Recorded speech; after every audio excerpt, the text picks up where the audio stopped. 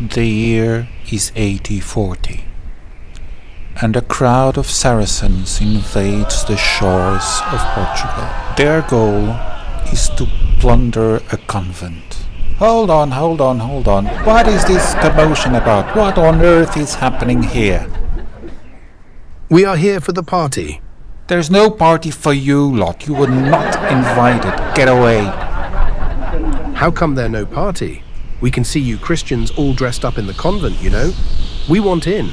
All right, off you go, you lot. You're not welcome here. You're all, underage. Yeah, you're all underage and not invited here, so get away. What do you mean, underage? We got beards and all, and knives and shields, and either you let us in, or we'll come with an even bigger army and plunder you to the bone. Right. Ta-da. Off you go, toddler. Come on. Up. Out. Back where you came from. Phew. I better warn the Pope. I mean, these got to be dangerous blokes, no? I better go and run. Hello. I'm the Pope. Oh, hello, Pope. The Saracens are in. The Moors are in. They're going to attack us. What? The Moors are setting in to attack us? Blimey, just move the convent inland. And so they did. On the 13th century they were forced to move because of the Moors that were constantly attacking. And what happens is, comes 1755 with the big earthquake. Let me see when I have the button to start trembling things. Here it is. And the convent gets completely destroyed. So yeah, you guessed it. This time it's an abandoned convent.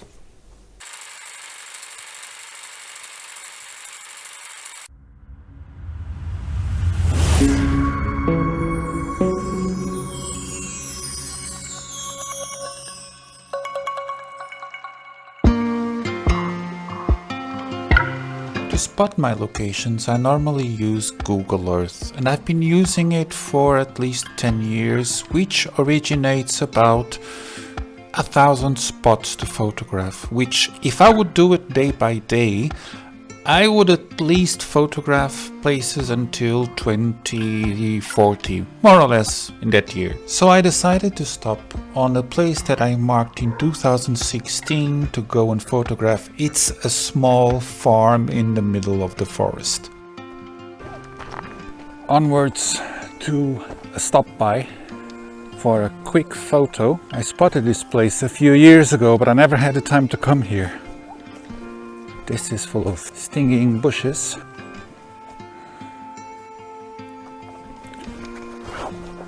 But do you see the house? More or less hidden. I do believe I have a composition just in front. It's this vertical composition like this with the chimney, and try to get all this. And I know that you're probably curious about the interior of the place, so I'll just show you very quickly what's in there, although I'm going to do my shooting outside. And there it is, I've met my maker. I guess that was about to happen someday, right? Very small room with a bathroom for those in need. I like that fireplace.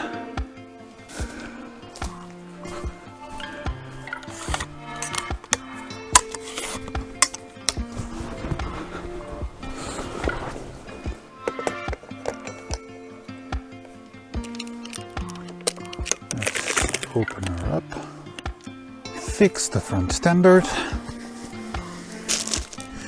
pick up my Petzval lens, and now I need to create contrast. Let's create contrast, just one hood, and going underneath it, and that looks beautiful from here. Now comes the funny part. Clear the memory and let's measure the shadows and let's measure the highlights. So, shadows first. Where are my highlights? So now I need my shutter.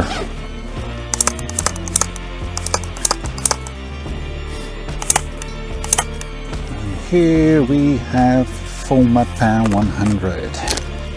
My trustworthy Fomapan 100. Dark slide out.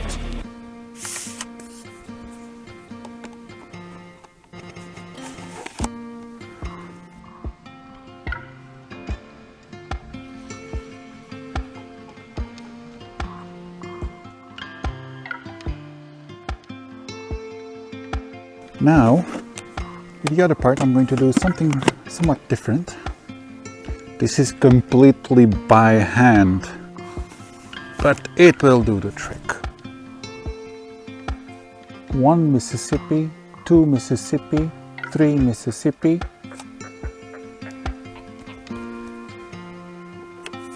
And there you have it. This is done.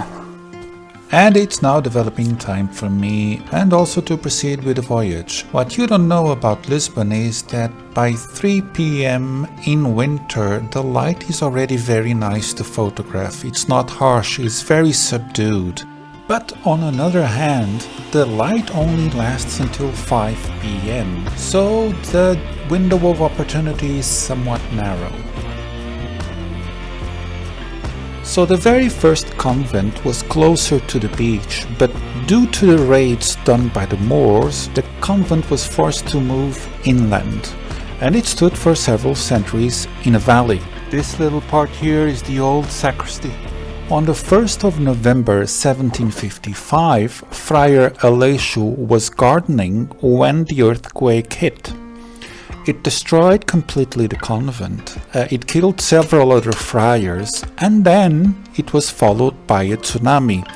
Being on a valley, the tsunami was even more aggressive because all the water was passing through that gorge. Friar Aleixo, he set out in search for help. He went as far as the next hill, where he got to the top and he died of exhaustion. And on that very same hill, exactly on the spot that he died, stands a stoned cross. So I'm going to drop in my red filter, effectively cutting the light by 3 stops. It will give me a much more dramatic sky. There you go. And yeah, I cannot see a thing in the back. Just red. So I'm cutting it for 2 stops. And this blue of the sky is going to turn hopefully black.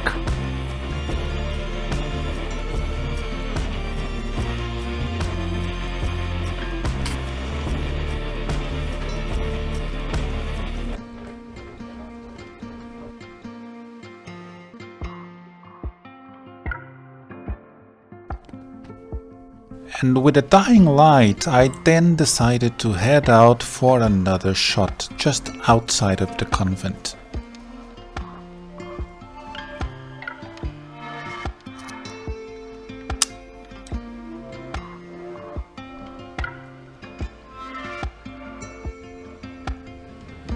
Time then to pack up and head back to the car. The friar, he escaped all the way over there, and there is a cross over there where he died of exhaustion.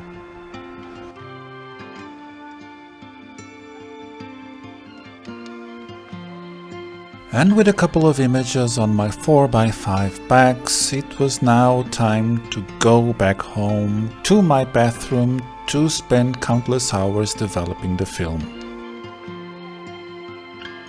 And this is it, we've reached the end of the video. Many thanks for keeping track until the end. Please do hit the like and subscribe button. I'm now going to develop the film that you already saw on this video. Now it's the boring part of photography, which is developing all this. These are several sheets of 4x5 and I'm going to spend for each 6, because I can only develop 6 images at the time.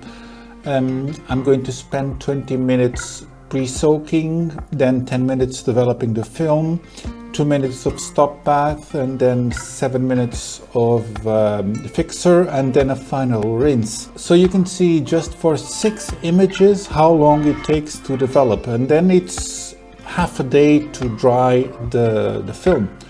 So many thanks once more. I will see you on the next video, or as we say in Portuguese, até a próxima.